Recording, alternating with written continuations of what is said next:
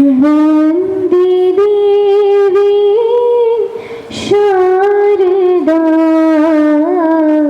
वन्दे देवी शारदा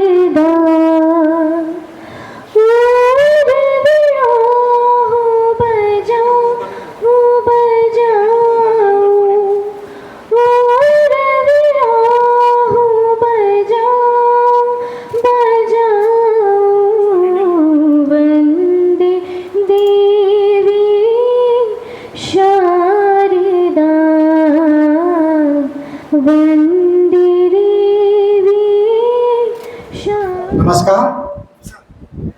आदरणीय आचार्य श्री गुर्जर साहेब, साथीभाई श्री हितेश भाई, सौ अध्यापक मित्रों અને વાલા વિદ્યાર્થીઓ, આપ સૌ એ વાતથી તો સુવિદિત છો જ, ભારતના પ્રથમ ઉપપ્રમુખ અને બીજા રાષ્ટ્રપતિ એવા આપણા સર્વપલ્લી રાધાકૃષ્ણના જન્મદિનને આપણે શિક્ષક દિન તરીકે ઉજવીએ છીએ। શિક્ષકનું સ્થાન મોભું આજે પણ અનોખું છે, ઉજ્જવળ છે। દુનિયાભરમાં શિક્ષક દિન ઉજવાય છે। આપણે 5મી સપ્ટેમ્બર ડૉક્ટર સર્વપલ્લી રાધાકૃષ્ણનના જન્મદિનને શિક્ષક દિન તરીકે ઉજવીએ છીએ। અને શિક્ષક એ બેકબોન છે, સમાજની કરોડરજ્જુ છે, અથવા પિલર્સ ઓફ ધ સોસાયટી આપણે કહીએ, એક સમાજના સ્થાનરૂપ છે। પ્રાચીન ઉલ્લેખ આપણને જોવા મળે છે કે આપણે ગુરુકુળ હતા। ભગવાન શ્રી રામ મર્યાદા પુરુષોત્તમ અને ગુરુકુળ થકી બન્યા, અર્જુન એક મહાન યોદ્ધા બન્યા, એ બધામાં ગુરુકુળની દેન છે। હવે ગુરુકુળો ગયા અને હોસ્ટેલો આવી છે। હોસ્ટેલો આવી પણ ગુરુનું સ્થાન આજે એટલું જ મહત્વનું છે। એકલવ્ય શિક્ષા મેળવવા માંગતો હતો, ગુરુ દ્રોણે ના પાડી દીધી અને શિક્ષા આપવાની ના પાડી, તો એને એની પ્રતિમા બનાવી અને પ્રતિમા બનાવીને એમાં પ્રવીણ બન્યો। તો પ્રતિમા એક ઉદાહરણ છે કે ગુરુનો સાથ હોય। સપ્ટેમ્બરને આપણે શિક્ષક દિવસ તરીકે ઉજવીએ છીએ। આ શિક્ષક દિવસ ઉજવવાની પ્રેરણા અને શિક્ષક દિવસ શા માટે ઉજવવામાં આવે છે, તો મિત્રો 1921ની અંદર મૈસૂરની વિશ્વવિદ્યાલયમાંથી ડૉક્ટર સર્વપલ્લી રાધાકૃષ્ણ કલકત્તા જાય છે। તે વખતે એમનો વિદાય સમારંભ રાખવામાં આવ્યો હતો। આ વિદાય સમારંભમાં એમના વિદ્યાર્થીઓ અત્યંત દુઃખી હતા, કેમ કે ડૉક્ટર સર્વપલ્લી રાધાકૃષ્ણ જે ફિલોસોફીની અંદર, દર્શનશાસ્ત્રની અંદર વિદ્યાર્થી સાથે જે એટેચમેન્ટ હતું, એ એટેચમેન્ટને કારણે વિદ્યાર્થીઓ તે ખૂબ પ્રિય બન્યા હતા અને એમનું જવાનું થાય તો વિદ્યાર્થી સ્વાભાવિકપણે અત્યંત દુઃખી હોય એ માની શકાય એમ છે।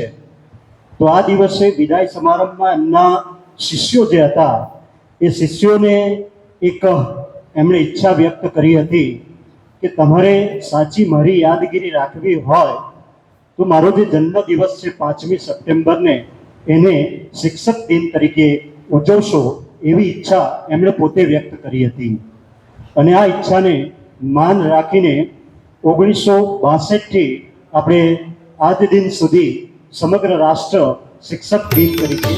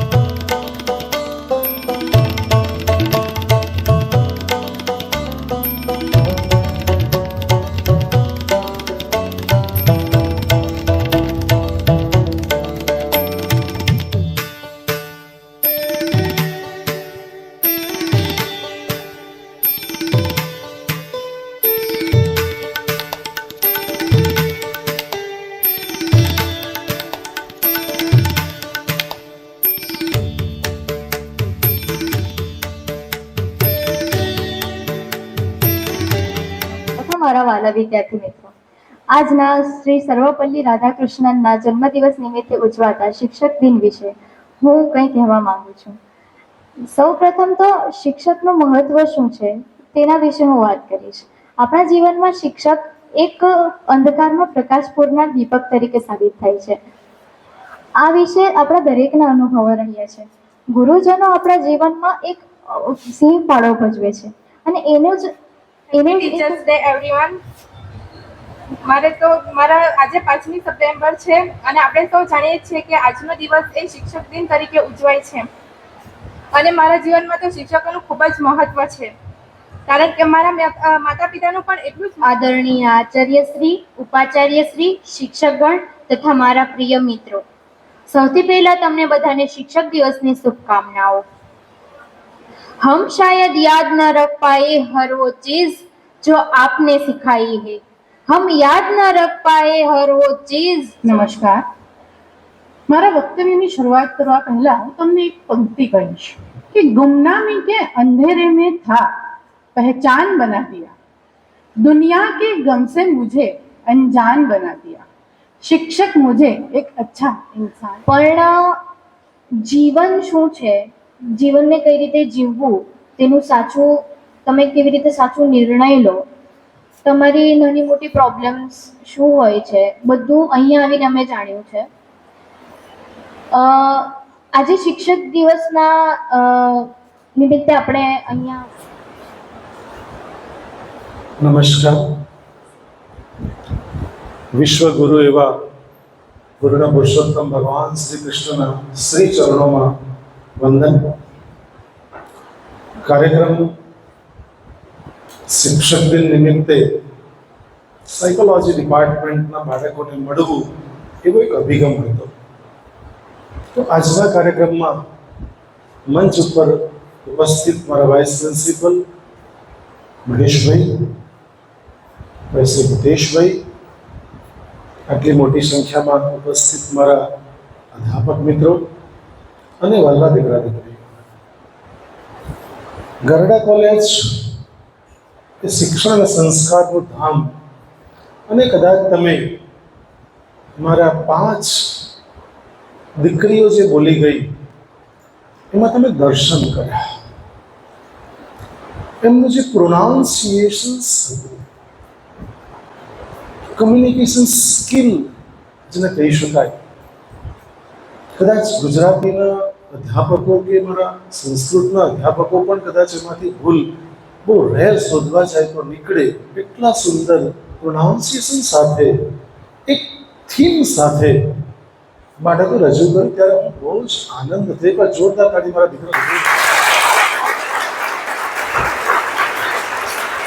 કારણ કે આ બધા નોટ આઉટ લોકો છે, આઉટ થાય તેવા લોકો નથી. કારણ કે એટલો સુંદર બોલે છે અને જ્યારે હું સાંભળતો હોઉં તો મને એટલો બધો અંદરથી આનંદ થાય છે.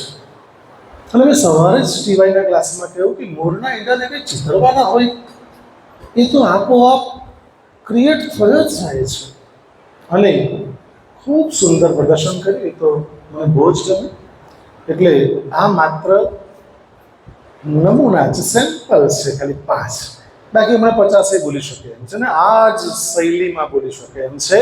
એનું મનોવિજ્ઞાન વિભાગ એ ગર્વ લે છે. મિત્રો, આજે અમે છે ને અમારી પાસે બેસ્ટફ્રેન્ડની ટીમ બહુ ગજબની છે. તમે 2 મારા બેસ્ટફ્રેન્ડને સાંભળ્યા, એક મહેશભાઈને સાંભળે, હિતેશભાઈને સાંભળે. પૂર્ણ અભ્યાસ સાથે આવે છે. પણ માત્ર મારું પ્રવચન એટલા માટે રાખું છું, આ લોકોનું પણ રાખી શકાય. હું એટલા માટે રાખું, સમય બહુ જતો રહે. આજે પણ સમય, મેં હિતેશભાઈને કહ્યું કે આજે સમય બહુ થઈ જવાનો, કારણ કે બાળકો બોલશે, મારે બોલવાનું છે, તો પછી કેટલો સમય થઈ જશે. ને બાળકોને એટલા બેસાડવા પણ બહુ પ્રેક્ટિકલી પોસિબલ નથી. એટલે તમે જોયું, મહેશભાઈ બેટિંગ કર્યું, હિતેશભાઈ બેટિંગ કર્યું. કેટલું સુંદર! એકવાર જોરદાર તાળી મારા બંને. જે મારા રાઈટ હેન્ડ છે બંને, કોઈ રાઈટ અને લેફ્ટ તે પણ હું રાઈટ જ કરું છું. Both are my right hand છે. કારણ કે કોલેજ સંસ્થા રન કરવામાં એમનો પણ સી ફાળો છે. તો સમયની મર્યાદાને કારણે હું એમને બોલવાની તક હું ના પાડું છું. મારા વાઇસ પ્રિન્સિપલ હોય પણ માત્ર હું બોલીને પછી નીકળી જાઉં, કે પછી કાર્યક્રમ બહુ લાંબો થતો હોય છે. એટલે અમે એ મર્યાદાને ધ્યાનમાં રાખીને, જેમ વિદ્યાર્થીઓ આજે પણ ધીમે ધીમે ધીમે ધીમે પ્રયાણ કરી રહ્યા હતા, એ ધ્યાનમાં રાખીને બધું જ કાર્યક્ષેત્રને ધ્યાનમાં રાખીને જ અમે આયોજન કરતા હોઈએ છીએ કે વિદ્યાર્થીઓ પણ કંટાળવા નહીં જોઈએ. છેલ્લે છેલ્લે આનંદિતા સેન્ચુરી મારી ગઈ અને છેલ્લે 6 મારીને ગઈ, અને ખબર નહીં અને બધા જ બચ્ચાઓને મારી સાથે વધારે અટેચમેન્ટ છે. કારણ કે જ્યારે વર્ગમાં બોલતો હોઉં ત્યારે હું હૃદયથી બોલું છું. કદાચ મોઢેથી બોલું તો એમના કાન સુધી પહોંચી શકાય છે. હૃદયથી બોલું છું માટે હૃદય સુધી પહોંચી શકાય છે. હું મારો પર્સનલ અનુભવ છે. કારણ કે 1993 એક વિદ્યાર્થી કૌશિક રાઠોડ અજય મોદીને ત્યાં કામ માટે ગયેલો, તો ત્યાં આગળ મેડિકલ રિપ્રેઝેન્ટેટિવ આસામી, અને છોકરો મને પગે લાગ્યો. પહેલાં તો જોયા કર્યો થોડીક વાર અને પગે લાગ્યો. કે તમે ગુર્જર સર? હા. તો કે સર હું 1993માં આપના અંડરમાં સાયકોલોજી સાથે BA થયેલો. મને કેટલું ગર્વ થયું. મેં કહ્યું દીકરા તારો નંબર આપ અને તું કોલેજમાં ચોક્કસ એક દિવસ આવ. મિત્રો, શિક્ષક આ છે કે 91માં મારી અપોઇન્ટમેન્ટ થઈ અને 93નો વિદ્યાર્થી જો પગે લાગતો હોય, યાદ કરતો હોય, એના કરતાં મારે બીજું શું જોઈએ? શિક્ષક દિનની આ મોટામાં મોટી ગિફ્ટ છે, ભેટ છે. અને આજનો તાદસ વિદ્યાર્થી, FYSYનો વિદ્યાર્થી જે બોલે છે, બસ અમારે કશું જ બોલવાનું રહેતું નથી. કારણ કે એ લોકોની જે સ્પીચ છે, એ લોકોએ જે ગ્રહણ કર્યું છે, બધા તમે જો એક વસ્તુ માર્ક કરી હશે કે આનંદિતા સિવાય કોઈ કાગળ નહીં લાવેલા. આનંદિતા બી કાગળ લાવેલી, પણ બધા કાગળ હાથમાં રાખેલા, પણ એકેય ખોલ્યું નહીં. સાહિર તો બરાબર એમ હાથમાં દબાવીને રાખેલું, કંઈ ખુલી નહીં જાય એમ કરીને. મિત્રો, આજે જ્યારે સર્વપલ્લી રાધાકૃષ્ણન વચ્ચે આહિર સમાજમાં ગયો, સુરત ડિસ્ટ્રિક્ટના આહિર સમાજ પલસાણામાં મારું એક પ્રવચન હતું. 1 કલાક જેવું પ્રવચન હતું. એની અંદર છેલ્લી 10 મિનિટ મેં એક આદર્શ વ્યક્તિ કેવો હોઈ શકે છે, એક વ્યક્તિત્વ શું હોઈ શકે એ વિશેની કેટલીક ઝલક સર્વપલ્લી રાધાકૃષ્ણન વિશે મેં આપી.